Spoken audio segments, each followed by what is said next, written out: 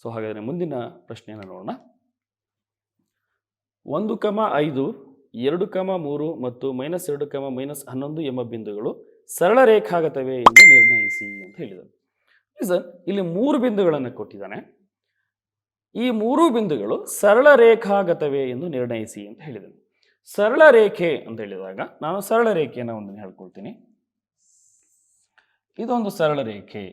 ಈ 3 ಬಿಂದುಗಳು ಕೂಡ ಒಂದೇ ಸರಳ ರೇಖೆಯಲ್ಲಿ ಬಂದರೆ ಇದನ್ನು ಎ ಬಿ ಸಿ ಅಂತ ಅಂದ್ಕೊಂಡಾಗ ಎ ಏನಿದೆಯಪ್ಪ 1,5, ಬಿ 2,3, ಸಿ -2, -11. ಸರಳ ರೇಖಾಗತವೇ ಅಂತ ಹೇಳಿದಾಗ ಈ 3 ಬಿಂದುಗಳು ಒಂದೇ ಸರಳ ರೇಖೆಯಲ್ಲಿ ಬಂದರೆ ಇದರ ಪ್ರಕಾರ A B plus B C is equal to A C ಆಗಬೇಕು ಅಲ್ವಾ. ಒಂದು ವೇಳೆ ಇದು ಆಗಲಿಲ್ಲ ಅಂತ ಹೇಳೋದಾದರೆ ಈ ಬಿಂದುಗಳು ಸಹಜವಾಗಿ ಹೀಗೆ ಬರ್ಬೋದಾ? ಇಲ್ಲೊಂದು ಬಿಂದು ಅಂದರೆ ಏನಾಗುತ್ತೆ, ಆ 3 ಬಿಂದುಗಳು ಸರಳ ರೇಖೆಯಲ್ಲಿ ಬರದೇ ಹೋದರೆ ಇದನ್ನು ಮತ್ತು ಇದನ್ನು ಕೂಡಿದಾಗ ಇದಕ್ಕೆ ಸಮನಾಗಿರೋದಿಲ್ಲ. ಸೊ ಆ ರೀತಿ ಇದು ಸಮನಾಗಲ್ಲ. ಸೊ ಇವೆರಡೂ ಕೂಡ ಸಮನಾದಾಗ ಮಾತ್ರ ಈ 3 ಬಿಂದುಗಳು ಸರಳ ರೇಖಾಗತವೇ ಅಂತ ಹೇಳುವುದು. ಸೊ ಹಾಗೆ ಇದೇ ಪ್ರಶ್ನೆಯನ್ನು ನಾನು ಇದೇ ಲೆಸನ್ನಲ್ಲಿ ಮತ್ತೊಂದು ಸೂತ್ರ ನಮಗೆ ಗೊತ್ತಿದೆ, ತ್ರಿಭುಜದ ವಿಸ್ತೀರ್ಣ ಸೂತ್ರ ನಾವು ಮುಂದಿನ ಭಾಗದಲ್ಲಿ ಚರ್ಚಿಸ್ತಾ ಹೋಗ್ತೀವಿ. ಅಲ್ಲೂ ಕೂಡ ಇದನ್ನು ನಾವು ಗೆಸ್ ಮಾಡಿ ಹೇಳ್ಬೋದು, ಇದು ಸರಳ ರೇಖಾಗತ ಅಲ್ಲ ಅಂತ ಹೇಳಿ ಆ ಸೂತ್ರವನ್ನು ಬಳಸಿ ಕೂಡ ಹೇಳ್ಬೋದು. ಆದರೆ ಈ ಸೆಷನ್ನಲ್ಲಿ ನಾವು ದೂರ ಸೂತ್ರ ಬಗ್ಗೆ ಡಿಸ್ಕಸ್ ಮಾಡ್ತಾ ಇದ್ದೀವಿ, ಅದರಿಂದ ನಾವು ದೂರ ಸೂತ್ರ ಬಗ್ಗೆ ಬಳಸ್ತಾ ಹೋಗೋಣ. ಸೊ ನಮಗೀಗ ಎ ಬಿ ಸಿ ವ್ಯಾಲ್ಯೂಸ್ ಗೊತ್ತಿದೆ. ಫಸ್ಟ್ ನಾನು ಎ ಬಿ ಬಿ ಸಿನ ಕ್ಯಾಲ್ಕುಲೇಟ್ ಮಾಡ್ಕೊಳ್ತೀನಿ, ನಂತರ ಎ ಸಿನ ಅದ್ರ ಜೊತೆ ಕ್ಯಾಲ್ಕುಲೇಟ್ ಮಾಡಿ ಹೊಂದಿಸಿ ನೋಡಿದಾಗ ನೋಡೋಣ. ಈಗ ಎ ಬಿನ ಕ್ಯಾಲ್ಕುಲೇಟ್ ಮಾಡ್ತೀನಿ ನೇರವಾಗಿ. ಸೂತ್ರ ನಮಗೆಲ್ಲರಿಗೂ ಗೊತ್ತಿದೆಯಲ್ವಾ, x2 - x1 ಹೋಲ್ ಸ್ಕ್ವೇರ್. ಅದನ್ನು ಬರ್ಕೊಳ್ತೀನಿ. ಇದನ್ನು x1, ಇದನ್ನು y1, ಇದನ್ನು x2, ಇದು y2 ಆಗುತ್ತೆ. ಸೊ ಹಾಗಾದರೆ 2 - 1 ಬರ್ಕೊಳ್ಬೋದಾ? ಪ್ಲಸ್ ಹಾಗೆ y2 - y1 ಅಂತಂದರೆ 3 - 5 ಬರ್ಕೊಳ್ಬೋದಾ? ಸೊ ಹಾಗಾದ್ರೆ ಎಷ್ಟು ಬರುತ್ತೆ ಆನ್ಸರ್? ಇದು 2 - 1 ಅಂತ ಹೇಳಿದ್ರೆ 1 ಸ್ಕ್ವೇರ್ ಅಂತ ಹೇಳಿದ್ರೆ 1 ಪ್ಲಸ್ 3 - 5 ಅಂತ ಹೇಳಿದ್ರೆ -2 ಬರುತ್ತೆ. -2ನ್ನು ಸ್ಕ್ವೇರ್ ಮಾಡಿದ್ರೆ ಏನಾಗುತ್ತೆ? 4 ಆಗುತ್ತೆ. Is equal to √5. ಸೊ ಹಾಗೆ ಬಿ ಸಿ ನೋಡೋಣ. B C is equal to, ಈಗ ಇದು x1, ಇದು y1 ಆಗುತ್ತೆ, ಇದು x2, ಇದು y2 ಆಗುತ್ತೆ. ಸೊ -2, -2 -2 ಮೈನಸ್ ಈ +2 ಹೋಲ್ ಸ್ಕ್ವೇರ್. ಇದು ಈ ಮೈನಸ್ಸು ಸೂತ್ರದಲ್ಲಿ ಬರ್ತಕ್ಕಂಥದ್ದು. ಪ್ಲಸ್ -11 ಮೈನಸ್ +3 ಅಂದರೆ -3 ಆಗುತ್ತೆ ಸ್ಕ್ವೇರ್. ಈಗ ಇದನ್ನು ನೋಡೋಣ. -2 -2 ಏನಾಗುತ್ತೆ? -4 ಆಗುತ್ತೆ. -4ನ್ನ ಸ್ಕ್ವೇರ್ ಮಾಡಿದಾಗ ಮೈನಸ್ಸು ಪ್ಲಸ್ ಆಗುತ್ತೆ, 4 16 ಆಗುತ್ತೆ. ಪ್ಲಸ್ -11 -3 ಏನಾಗುತ್ತೆ? -14 ಆಗುತ್ತೆ. -14ನ್ನ ಸ್ಕ್ವೇರ್ ಮಾಡಿದ್ರೆ ಏನಾಗುತ್ತೆ? 196 ಆಗುತ್ತೆ. ಓಕೆ, ಸೊ ಹಾಗಾದರೆ ಇವೆರಡನ್ನು ಕೂಡಿದಾಗ ನಮಗೆ ಸಿಗುತ್ತೆ 6 6 12 2 1 10 11 1 2 212 ಆಗುತ್ತೆ. ಎಷ್ಟಾಗುತ್ತೆ ಇದು? 212. ಸೊ ಹಾಗೆ ಎ ಬಿ ಗೊತ್ತಾಗಿದೆ, ಬಿ ಸಿ ಗೊತ್ತಾಗಿದೆ. ನಾನೀಗ ಎ ಸಿನ ಕಂಡುಹಿಡಿತಾ ಇದ್ದೀನಿ. A C equals, A C ಅಂತಂದಾಗ ಇದು x1, ಇದು y1 ಆಗುತ್ತೆ, ಇದು x2, ಇದು y2. ಸೊ -2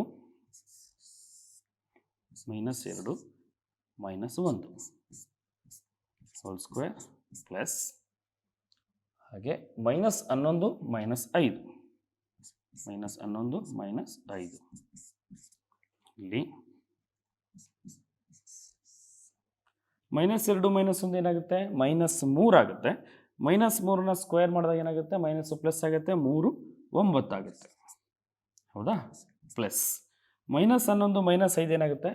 -16 ಆಗುತ್ತೆ. -16ನ ಸ್ಕ್ವೇರ್ ಮಾಡಿದಾಗ ಏನಾಗುತ್ತೆ? ಪ್ಲಸ್ ಆಗುತ್ತೆ. 16ನ ಸ್ಕ್ವೇರ್ ಮಾಡಿದಾಗ ನಮಗೆ 256 ಆಗುತ್ತೆ.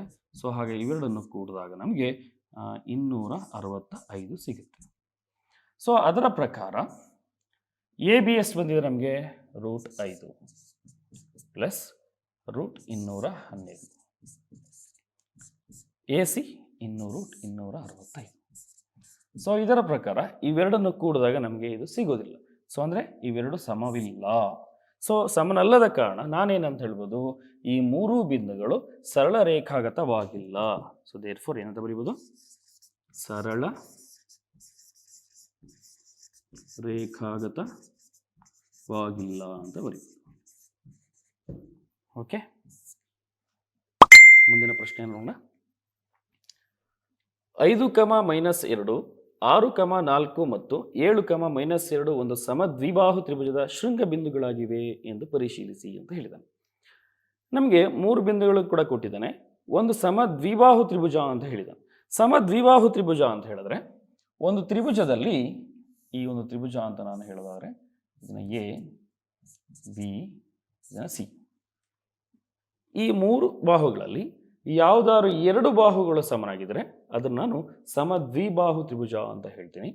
ಸೊ ಅವನ ಪ್ರಕಾರ ಈ 3 ಬಿಂದುಗಳನ್ನು ಬಳಸ್ಕೊಂಡು ಆ ಬಾಹುಗಳ ಅಳತೆಗಳನ್ನು ಕಂಡುಹಿಡಿದಾಗ ಆ ಅಳತೆಗಳಲ್ಲಿ ಯಾವುದಾದ್ರು 2 ಅಳತೆಗಳು ಸಮನಾಗಿದ್ದರೆ ಇದು ಸಮದ್ವಿಬಾಹು ತ್ರಿಭುಜವಾಗುತ್ತೆ. ಸೊ ಅದರ ಪ್ರಕಾರ ನಾನು 5, -2 ಇಲ್ಲಿ ತೆಗೆದುಕೊಳ್ಳ ಎ ಅಂತ ಅಂದ್ಕೊಳ್ತೀನಿ, ಹಾಗೆ 6, 4 ಬಿ ಅಂತ ಅಂದ್ಕೊಳ್ತೀನಿ, ಮತ್ತು 7, -2 ಸಿ ಅಂತ ಅಂದ್ಕೊಳ್ತೀನಿ. ಈಗ ಫಸ್ಟ್ ನಾನು ಎ ಬಿ ಅಳತೆ ಒಂದು ಸಾರಿ, ಮತ್ತು ಎ ಸಿ ಅಳತೆ ಒಂದು ಸಾರಿ, ಮತ್ತು ಬಿ ಸಿ ಅಳತೆ ಒಂದು ಸಾರಿ, 3 ಸಾರಿ ಕ್ಯಾಲ್ಕುಲೇಟ್ ಮಾಡ್ಕೊಳ್ತೀನಿ. ಎ ಬಿ ಸೂತ್ರ ನಮ್ಗೆ ಈಗಾಗಲೇ ಗೊತ್ತಿದೆ, √(x2 - x1² + y2 - y1²). So ನೇರವಾಗಿ ತೆಗೆದುಕೊಳ್ಳೆ ವ್ಯಾಲ್ಯೂಸ್ನ x2 - x1 ಇವೆರಡರಲ್ಲಿ ಇದನ್ನು x1, ಇದನ್ನು y1, ಇದನ್ನು x2, ಇದನ್ನು y2 ಅಂತ ಹೇಳ್ಕೊಳ್ತೀನಿ. 6 - 5 ಹೋಲ್ ಸ್ಕ್ವೇರ್ ಪ್ಲಸ್ 4 - -2 ಅದನ್ನು ಬ್ರಾಕೆಟಲ್ಲಿ ಬರ್ಕೊಳ್ತೀನಿ ಹೋಲ್ ಸ್ಕ್ವೇರ್. ಓಕೆ, ಈಗ 6ರಲ್ಲಿ 5ನ್ನು ಕಳೆದ್ರೆ 1 ಸ್ಕ್ವೇರ್ ಅಂತ ಹೇಳಿದ್ರೆ 1 ಪ್ಲಸ್ ಇಲ್ಲಿ ಮೈನಸ್ ಇದೆ, ಮೈನಸ್ ಇಂಟು ಮೈನಸ್ ಪ್ಲಸ್ ಆಗುತ್ತೆ, 4 + 2 6 ಆಗುತ್ತೆ, 6 ಸ್ಕ್ವೇರ್ ಅಂತ ಹೇಳಿದ್ರೆ 36 √37 ಆಗುತ್ತೆ. ಹಾಗೆ ನೆಕ್ಸ್ಟ್ ಒನ್ ನೋಡೋಣ, ಎ ಬಿ ಆಗಿದೆ, ಬಿ ಸಿ ಎ ಸಿ ನೋಡೋಣ. ಈಗ ಎ ಸಿ ತೆಗೆದುಕೊಂಡಾಗ ಇದು x1 y1, ಇದು x2 y2 ಆಗುತ್ತೆ. 7 - 5 7 - 5 square whole square plus -2 so -2 ಸೂತ್ರದಲ್ಲಿರೋ ಮೈನಸ್ ಇದು, ಹಾಗೆ ಅದು -2 ಇದರಿಂದ ಬ್ರಾಕೆಟಲ್ಲಿ ಹಾಕೊಳ್ತೀನಿ. = 7 - 5 ಅಂತ ಹೇಳಿದ್ರೆ 2 ಸ್ಕ್ವೇರ್ ಅಂತ ಹೇಳಿದ್ರೆ 4 ಪ್ಲಸ್ -2 ಹಾಗೆ ಇಲ್ಲಿ ಈ ಮೈನಸ್ ಇಂಟು ಮೈನಸ್ ಏನಾಗುತ್ತೆ, ಪ್ಲಸ್ ಆಗುತ್ತೆ. -2 + 2 ಏನಾಗುತ್ತೆ, ಕ್ಯಾನ್ಸಲ್ ಆಗುತ್ತೆ. ಸೊ ಇದು ಸ್ಕ್ವೇರ್ ಅಂದರೆ ಬರಲ್ಲ. ಸೊ 0 √4 ಅಂತ ಹೇಳಿದ್ರೆ ಅದರ ಬೆಲೆ 2. ಹಾಗೆ ಮತ್ತೊಂದು ಯಾವುದು, ಬಿ ಸಿ ಉದ್ದವನ್ನು ನೋಡೋಣ. ಬಿ ಸಿ = x2 - x1 ಅಂತ ಹೇಳಿದ್ರೆ ಇದನ್ನ x1, ಇದನ್ನು y1, ಇದನ್ನು x2, ಇದನ್ನು y2. ಸೊ ಹಾಗೆ 7 - 6 ಅಲ್ವಾ, 7 - 6 hole square plus -2 - 4 whole square. ಈಗ 7 - 6 ಸ್ಕ್ವೇರ್ ಅಂತಂದರೆ 1 ಸ್ಕ್ವೇರ್ ಅಂದರೆ ಒಂದೇ, ಪ್ಲಸ್ -2 - 4 ಏನಾಗುತ್ತೆ, -6 ಆಗುತ್ತೆ. -6 ಸ್ಕ್ವೇರ್ ಅಂತಂದರೆ ಪ್ಲಸ್ ಆಗುತ್ತೆ, 6 ಸ್ಕ್ವೇರ್ ಅಂದರೆ 36. ಸೊ 38. ಸೊ ಅದರ ಪ್ರಕಾರ √37 2 ಸಾರಿ ಬಂದಿದೆ ಅಂತ ಹೇಳಿದ್ರೆ ಎ ಬಿ ಉದ್ದವು ಕೂಡ √37 ಬಂದಿದೆ, ಬಿ ಸಿ ಕೂಡ √37 ಬಂದಿದೆ, ಮತ್ತು ಎ ಸಿ ಎಷ್ಟು ಬಂದಿದೆ, 2 ಬಂದಿದೆ. ಸೊ ಅದರಿಂದ ಬಿ ಸಿ ಎ ಬಿಗೆ ಸಮನಾಗಿದೆ. ಈ ತ್ರಿಭುಜದಲ್ಲಿ ಎ ಬಿ = ಬಿ ಸಿ ಆಗಿದೆ. ಸೊ ಆದ್ದರಿಂದ ನಾನು ಎ ಬಿ ಸಿ ಒಂದು ಸಮದ್ವಿಬಾಹು ತ್ರಿಭುಜ ಅಂತ ಹೇಳ್ಬೋದು. ಸೊ ಅವನ ಪ್ರಕಾರ ಈ 3 ಬಿಂದುಗಳು ಸಮದ್ವಿಬಾಹು ತ್ರಿಭುಜ ಶೃಂಗ ಬಿಂದುಗಳಾಗಿ ಪರಿಶೀಲಿಸಿ ಅಂತ ಹೇಳಿದ್ರೆ ರೈಟ್ ಆನ್ಸರ್ ಏನಾಗಿರುತ್ತದೆ, ಹೌದು ಆ 3 ಬಿಂದುಗಳು ಕೂಡ ಸಮದ್ವಿಬಾಹು ತ್ರಿಭುಜದ ಶೃಂಗಗಳಾಗಿದೆ ಅಂತ ಬರೀಬೋದು. ಹೌದು ಬರೀಬೋದು. ಓಕೆ, ಹಾಗಾದರೆ ಇವತ್ತಿನ ತರಗತಿಯಲ್ಲಿ ನಾವು ದೂರದ ಸೂತ್ರಕ್ಕೆ ಸಂಬಂಧಪಟ್ಟ ಹಾಗೆ ಕೆಲವೊಂದು ಪ್ರಶ್ನೆಗಳನ್ನು ನೋಡಿದ್ವಿ. ಮುಂದಿನ ತರಗತಿನಲ್ಲಿ ಇದೇ ದೂರದ ಸೂತ್ರಕ್ಕೆ ಸಂಬಂಧಪಟ್ಟ ಹಾಗೆ ಮತ್ತಷ್ಟು ಲೆಕ್ಕಗಳ ಬಗ್ಗೆ ಚರ್ಚೆಯನ್ನು ಮಾಡ್ತಾ ಹೋಗೋಣ. ಮತ್ತಷ್ಟು ವಿಡಿಯೋಗಳಿಗಾಗಿ ವಿದ್ವತ್ ಲರ್ನಿಂಗ್ ಆ್ಯಪ್ನ ಸಬ್ಸ್ಕ್ರೈಬ್ ಮಾಡಿ ಮತ್ತು ಶೇರ್ ಮಾಡಿ.